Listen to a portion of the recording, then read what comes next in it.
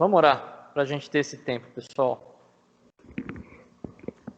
Senhor, obrigado novamente, porque nós podemos estar aqui. Não que esse lugar tenha um poder ou uma mística, mas nós estamos juntos.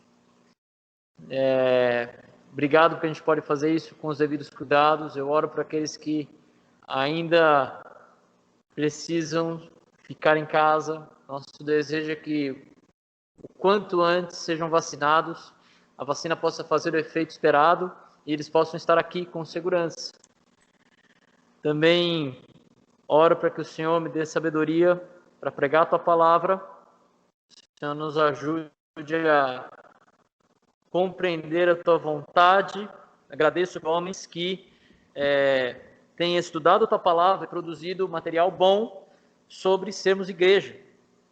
Eu sou grato por isso, Deus, porque me ajuda muito na falta de tempo para poder estruturar um estudo como esse. E eu oro para que o Senhor nos ajude, que o Senhor elimine qualquer tipo de distração, que o Senhor permita que a rede funcione, que as pessoas consigam acompanhar em casa, que a gente consiga acompanhar aqui, e que seja um tempo excelente, Pai. É o que eu oro e agradeço em nome do Teu Filho Jesus. Amém. Muito bom.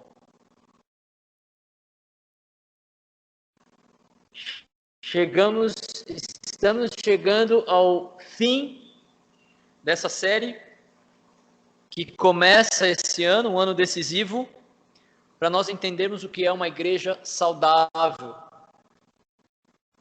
Não todas aquelas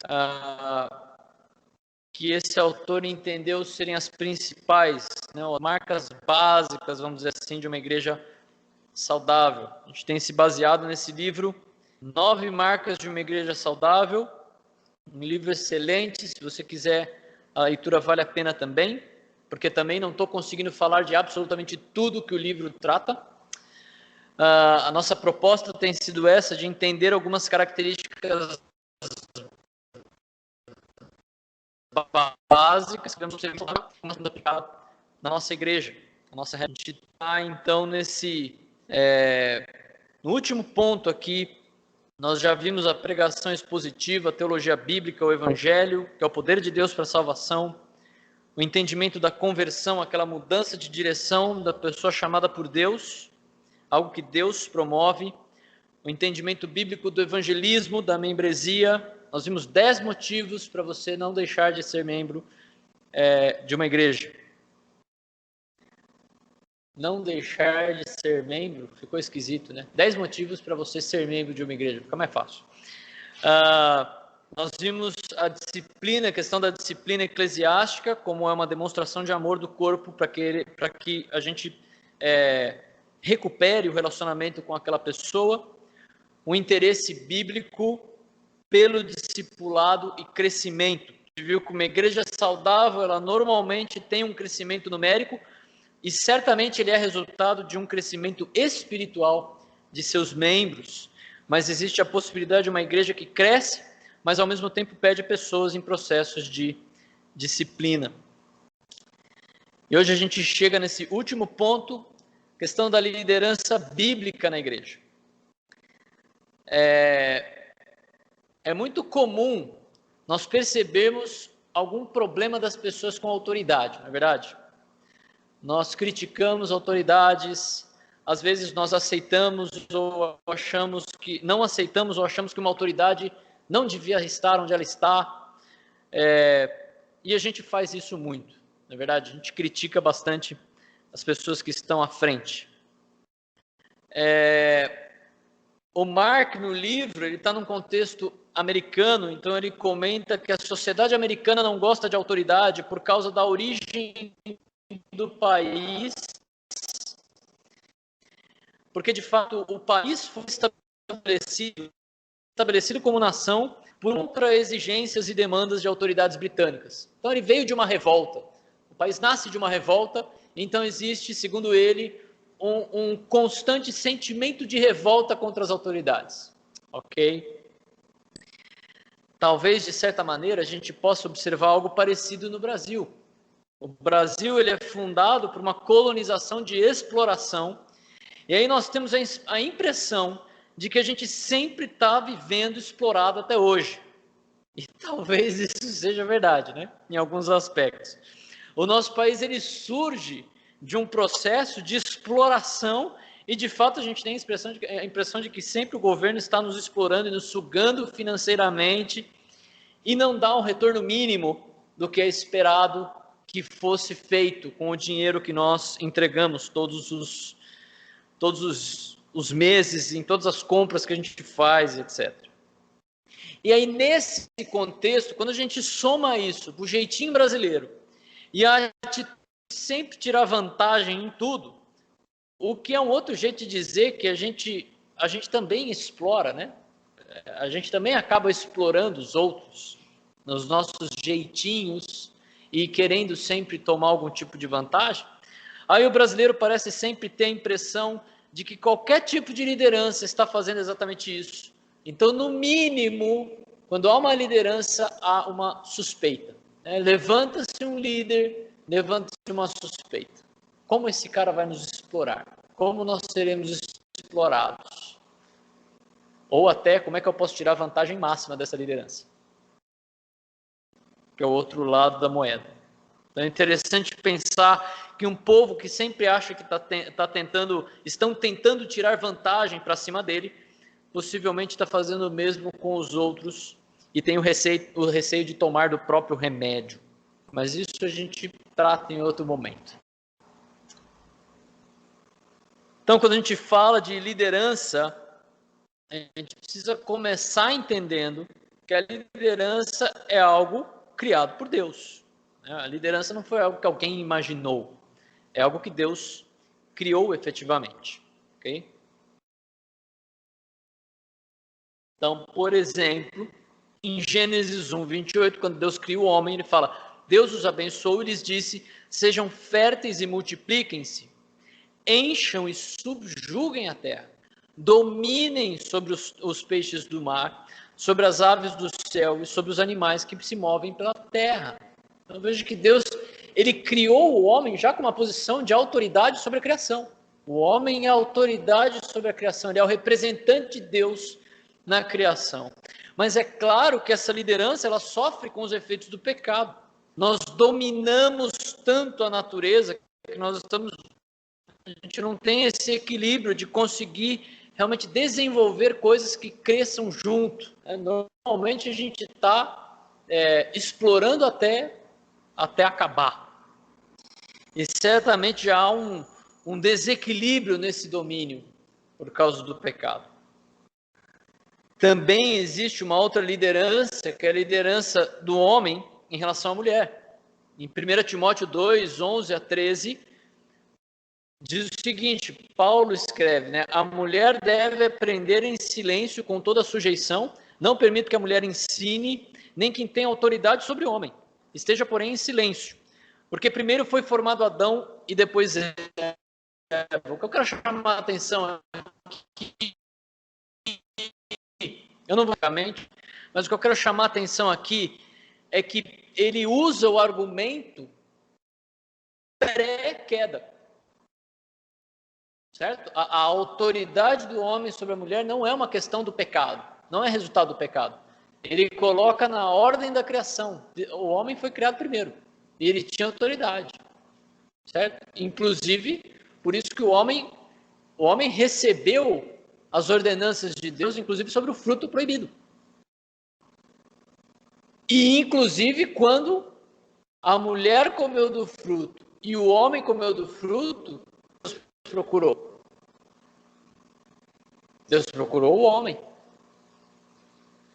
Não era uma questão do pecado, era uma questão de ordem.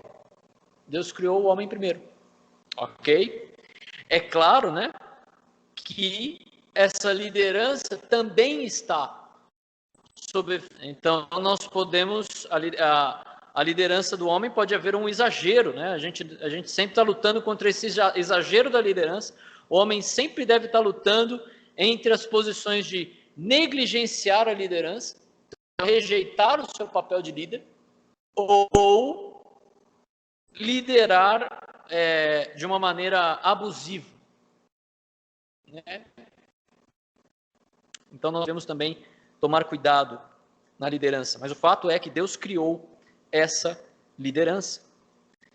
O próprio Senhor Jesus é um exemplo de uma pessoa liderada. Muitos veem Jesus como, não, ele é um exemplo de líder, ele serviu, a liderança pelo serviço, tal. Aí o cara escreve um livro sobre isso e põe o nome de monge executivo, porque ele não pode falar que é Jesus.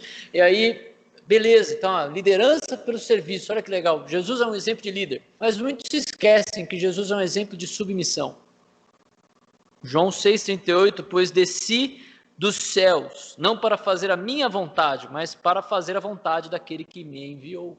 Jesus é um exemplo de serviço, é um exemplo de liderança, mas ele também é um exemplo de submissão à autoridade do Pai, certo? Agora, como é que isso funciona numa igreja? A gente tem visto essa figura, né? Não foi eu que inventei essa figura, isso aí vem lá da a questão de Cristo como supremo pastor e cabeça da igreja, a equipe de apóstolos, diáconos, apóstolos, presbíteros e bispos e pastores também abaixo, e depois uma equipe de diáconos e, enfim, o corpo da igreja. A gente essa imagem chamando a atenção dessa ordem, né? Não, é Cristo, ele é o supremo pastor. Depois vem a equipe no nosso caso, na nossa realidade, e depois os diáconos, depois a igreja. Mas eu queria chamar a atenção para participar como a igreja pode auxiliar na liderança, ok? Então é fato que o corpo, no mínimo, o corpo que está aqui e que está conectado, no mínimo ele influencia, ele tem uma influência e responsabilidade em relação à liderança da igreja.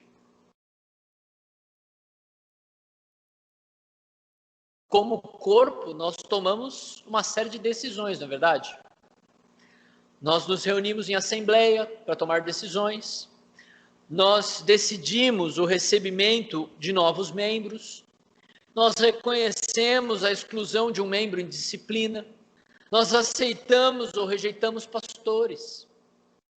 Veja que o membro, ou os membros, eles têm uma participação na liderança da igreja, ou no mínimo, eles possuem uma influência e responsabilidade sobre decisões da igreja. O exemplo disso, 2 Coríntios 2,6, é muito interessante, quando Paulo fala, a punição que foi imposta pela maioria é suficiente. Ele está falando aqui daquele camarada que, lá em 1 Coríntios, ele recebe disciplina, Paulo fala assim, disciplínio, né? A gente viu isso em disciplina da igreja, e agora em 2 Coríntios a gente entende que esse homem, ele se arrependeu, ele está sendo recebido de volta com o perdão, e Paulo fala assim, a punição imposta pela maioria foi uma decisão democrática. Foi suficiente. Então aqui Paulo, depois de reconhecer que a igreja tinha a responsabilidade de punir o irmão pelo pecado, ele reconhece que a maioria havia decidido uma punição imposta.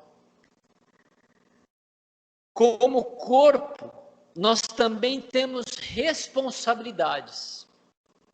Olha que interessante, Gálatas 1, 6-7. Paulo falando de novo, admiro-me que vocês quem? A igreja da Galácia, daquela região, que vocês estejam abandonando tão rapidamente aquele que os chamou pela graça de Cristo, para seguirem outro evangelho, que na realidade não é outro. O que ocorre é que algumas pessoas estão perturbando e querendo perverter o evangelho de Cristo. Veja que Paulo, ele coloca sobre a igreja a responsabilidade do desvio doutrinário. Vocês desviaram, é o que ele está falando. Ele coloca um peso sobre as pessoas que estão escutando. Amados, eu não sou perfeito, longe disso. Eu posso escorregar biblicamente. Vocês são um tipo de controle que Deus coloca. Porque quando vocês perceberem, peraí, tem um negócio esquisito que está ensinando aí. Lembra dos bereanos, certo? Que em Atos fala, não, os bereanos eles tinham um conhecimento, ele usa um termo, não estou lembrado agora, mas eles eram mais nobres. E eles iam na palavra para ver se o que a gente estava ensinando era correto. Existe uma responsabilidade da igreja em manter a sã doutrina. Interessante isso.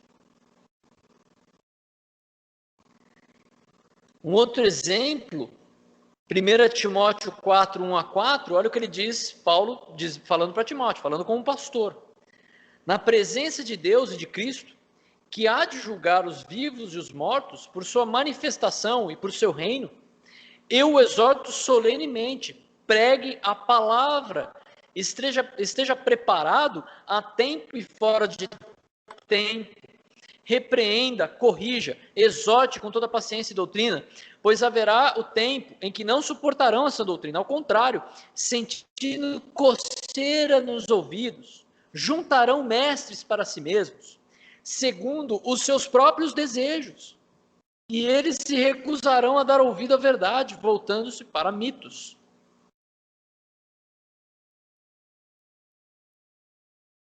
Novamente, o que Paulo está fazendo aqui, colocando uma responsabilidade sobre as pessoas, sobre os líderes,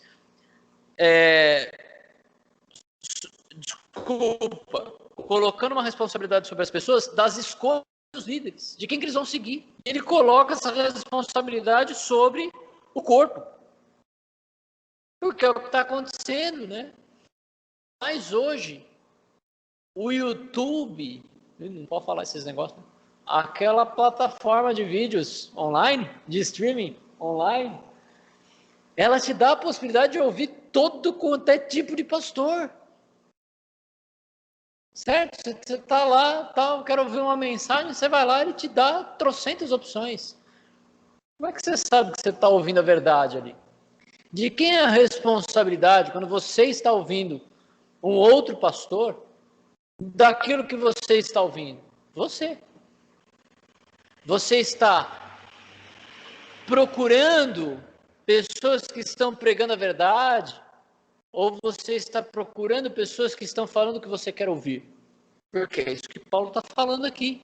E ele está colocando, está falando com o pastor, falando assim, ó, prega a palavra, se mantém firme, porque o pessoal não vai aguentar.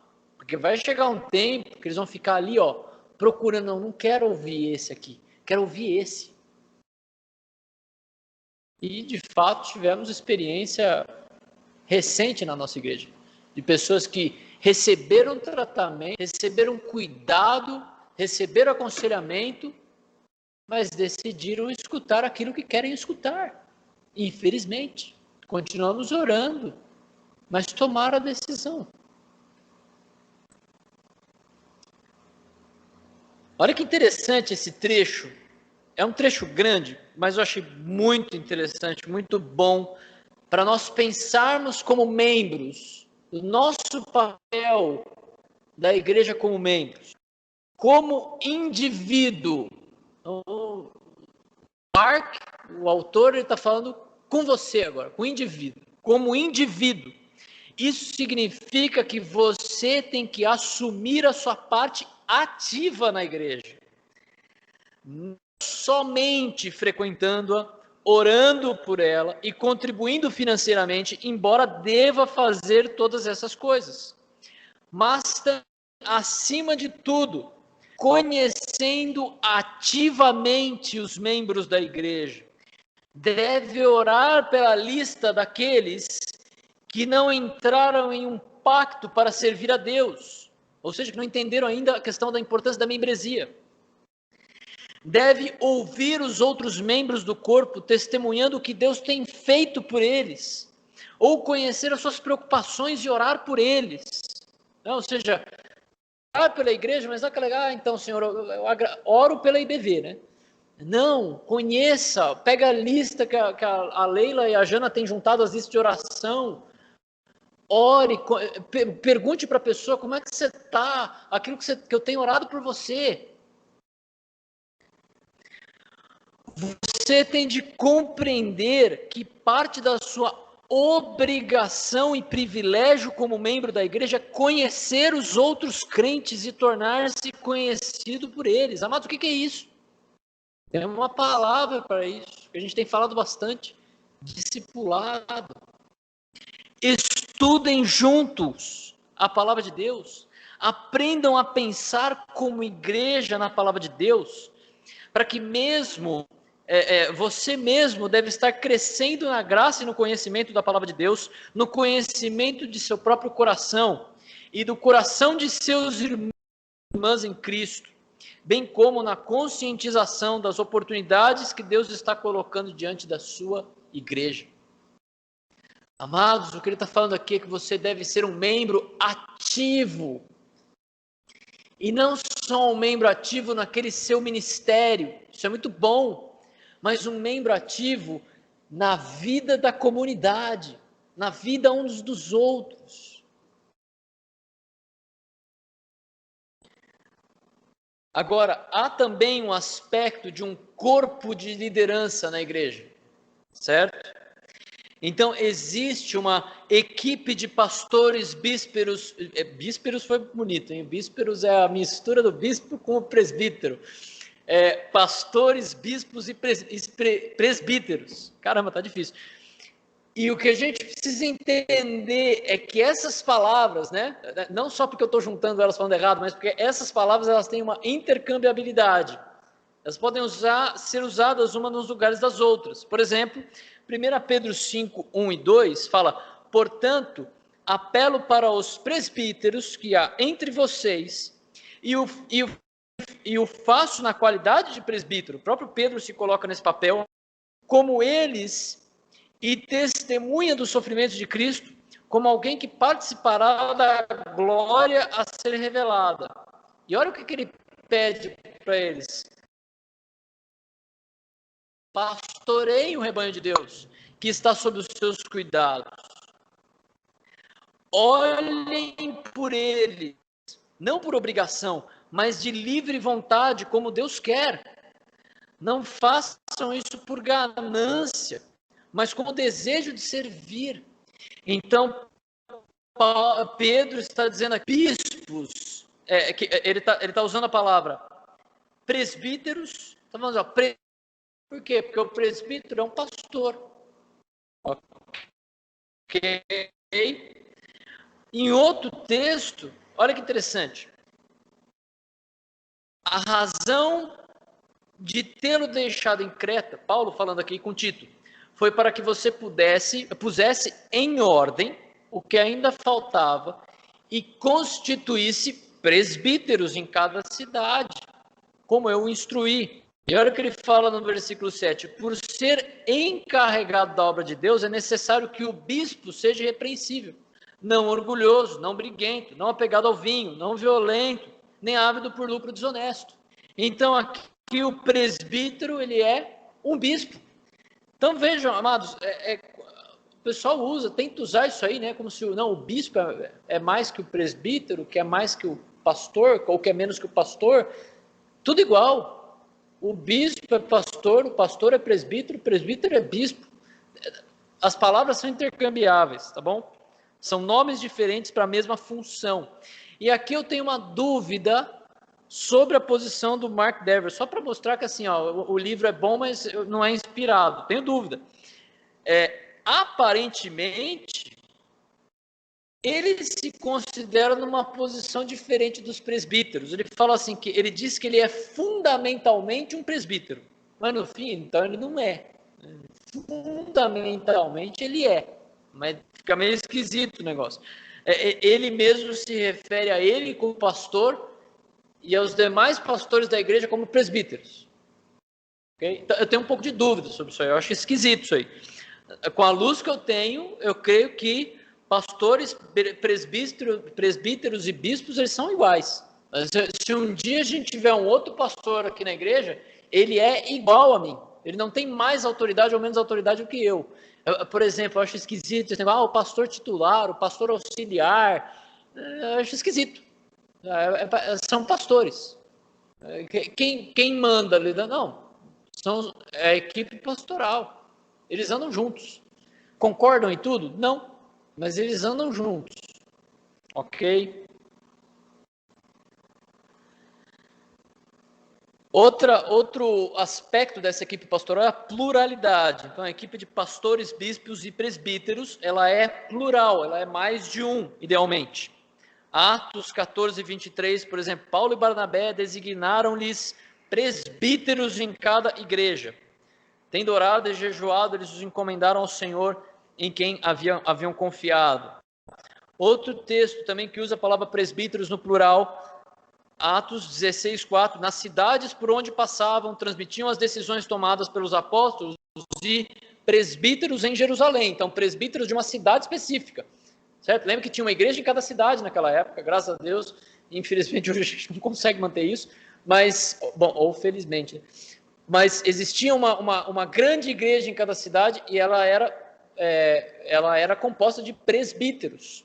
E é o que ele está indicando, os presbíteros em Jerusalém, além dos apóstolos ainda que estavam em Jerusalém.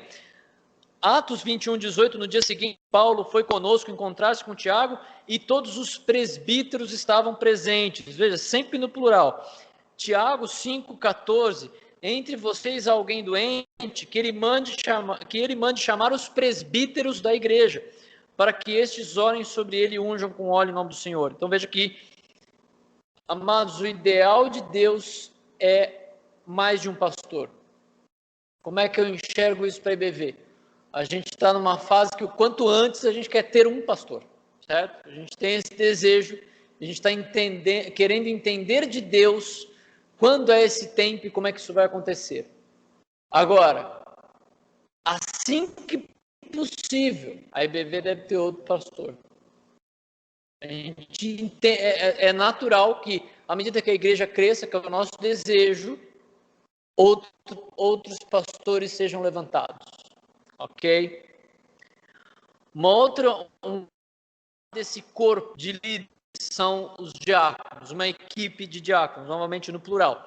O exemplo maior ali na instituição dos diáconos em Atos 6, 1 a 4, naqueles dias crescendo o número de discípulos, os judeus de fala grega, entre eles queixaram-se dos judeus de fala.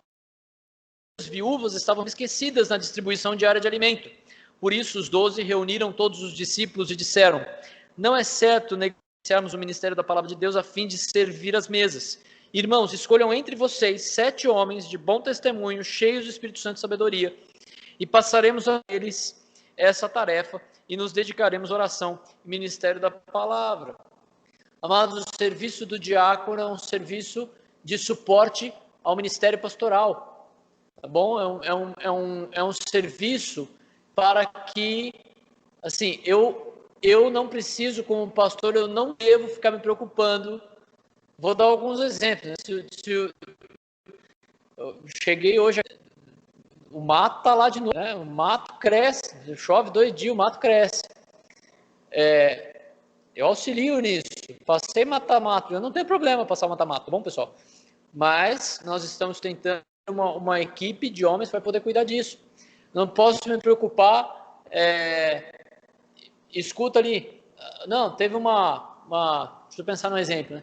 A gente vai fazer um almoço, não sei o que lá, a gente quer voltar, eu quero voltar a fazer os nossos almoços aqui que a gente fazia no começo do ano, eu acho que é excelente. Nós não vamos me preocupar com isso, eu não vou me preocupar com o almoço, eu posso comer, mas eu não vou me preocupar com o almoço, porque eu vou alimentar o rebanho de outro jeito. Eu vou estar alimentando o rebanho com a Bíblia, certo? Eu não vou me preocupar com essa outra parte, entendeu? Então, o ministério diaconal, ele faz parte desse suporte para que o pastor consiga exercer o seu papel ensinando a palavra. Tem uma ilustração que a gente pode usar com muito cuidado, né? Que é assim, diáconos estão para pastores como esposas estão para os seus maridos. ele aconselha os pastores, mas a decisão será dos pastores. Você imagina que você tem uma igreja mais próxima do ideal, né? Você tem mais de um pastor e você tem essa equipe de diáconos vai aconselhar pastores, mas a decisão vão ser tomadas pelos pastores. Ok? A decisão final é tomada pelos pastores, pelos guias espirituais da igreja. Claro, estou falando aqui de assuntos principalmente espirituais. Então, quando a gente for escolher a cor do prédio aqui, a gente discute. Mas assuntos espirituais, que tem princípios bíblicos envolvidos.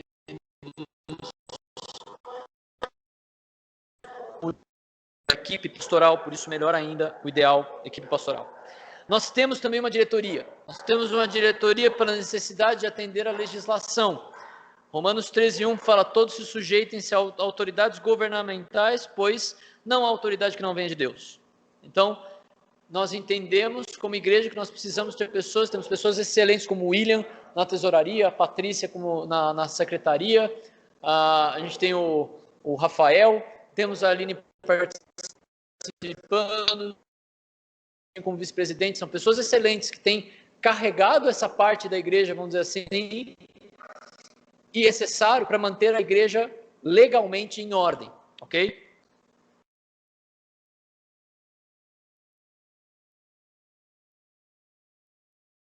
E dentro desse aspecto, aí entra o corpo novamente. Existe a submissão do corpo.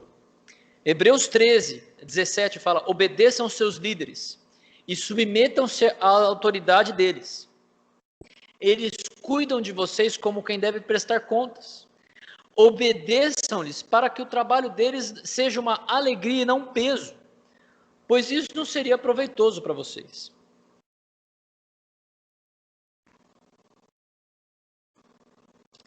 Aqui existe uma obrigação para a igreja, algo muito prático. Submetam-se aos líderes.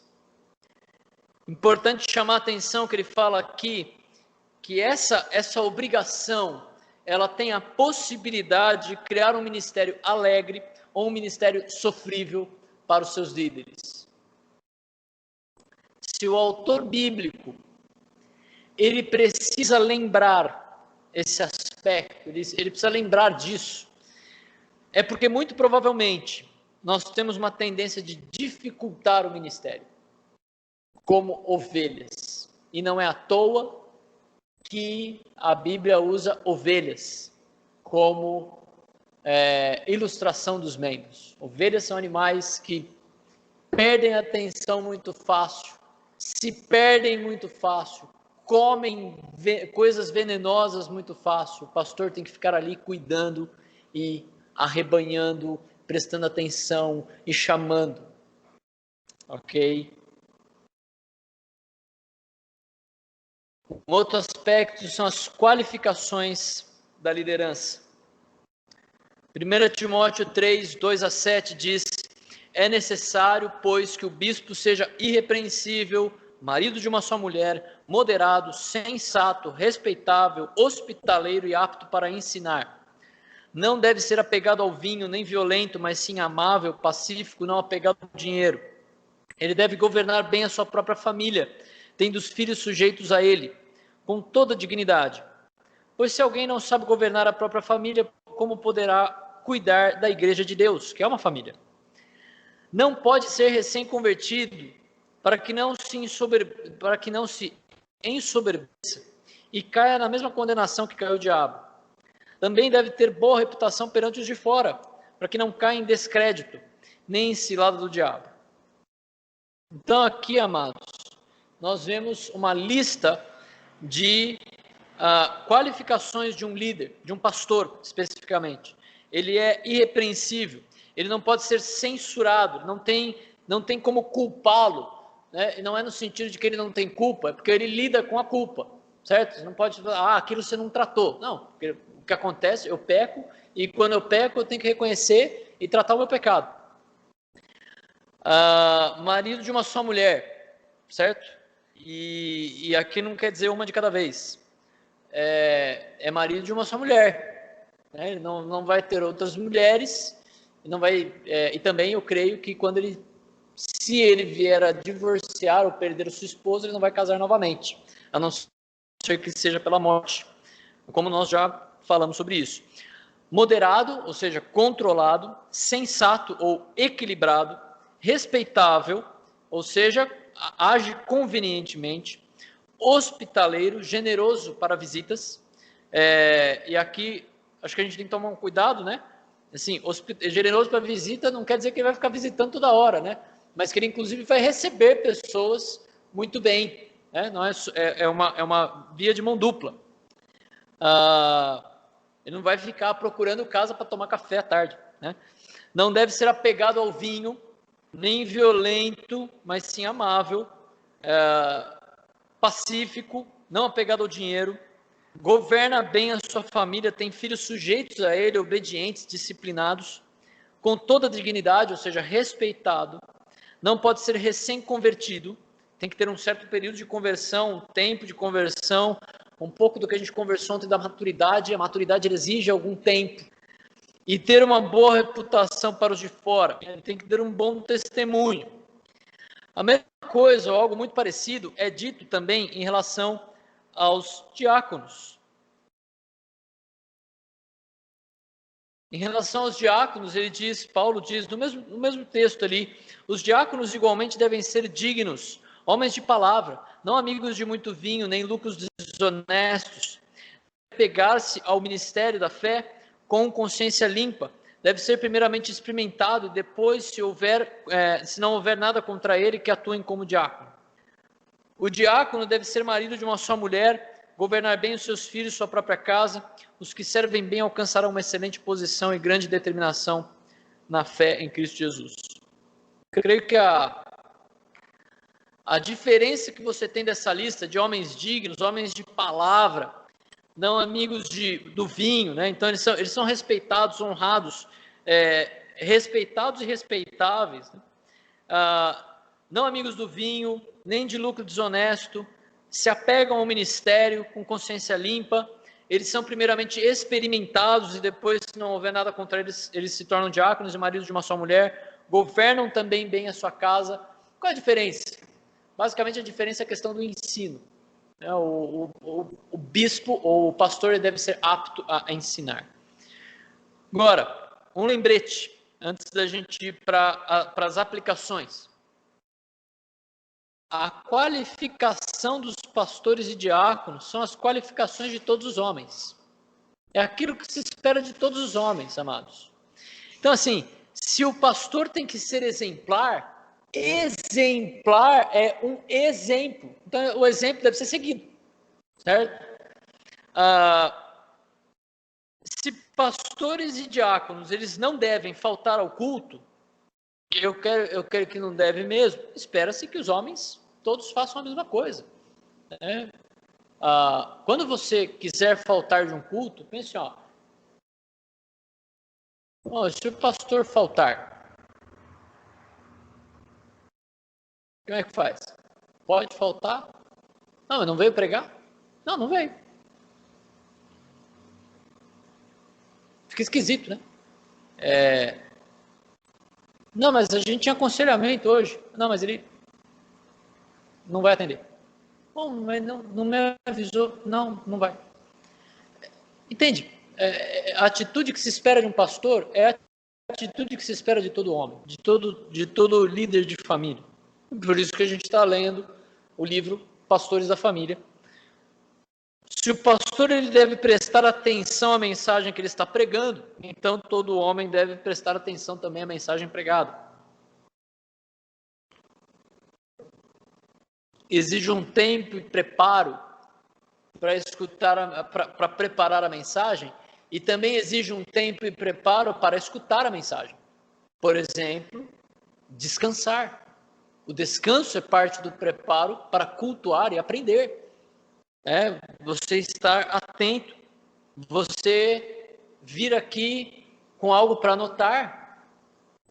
Eu não tenho a pretensão de que você vai lembrar todas as coisas que foram faladas, mas você deve anotar, riscar sua Bíblia, rabiscar, grifar, para se lembrar depois, certo?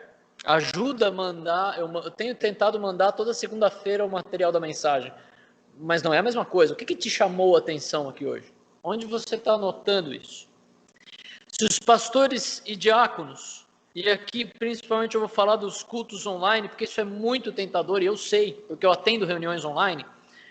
Se pastores e diáconos não podem assistir TV, cozinhar, fazer manutenção ou fazer qualquer outra coisa enquanto ele está no culto online, os demais também não podem. E nesse sentido é muito bom a gente estar junto, porque nos ajuda a manter a nossa atenção. Mas online eu sei como é que é, amados, é tentador.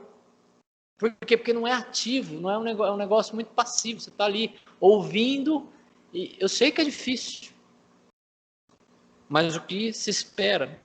Agora, a gente deve tomar cuidado, por outro lado, por algumas coisas que esperam de um pastor que não é bíblico. O pastor deve ser um bom homem de negócios. A Bíblia não parece estar preocupado com isso. O pastor deve ter habilidades com PowerPoint. A gente leu, acho que a gente leu ou vai ler esse exemplo no livro ali. Deus também não parece estar preocupado com isso. A gente deve usar terno. Tem pastor que exige, inclusive, dos membros, hein? Cuidado. Vai exigir o terno, eu vou exigir também. Não. Felipe, eu admiro você, cara.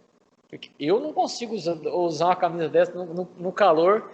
E olha que hoje a gente achou que ia sentir frio aqui, mas nem hoje a gente conseguiu. A Natália até tirou uma foto da neblina. Mas Deus parece não estar tão preocupado com isso.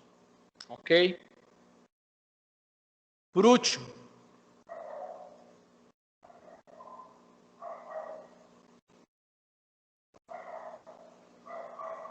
como tem sido, então, a sua contribuição para o corpo, para a igreja?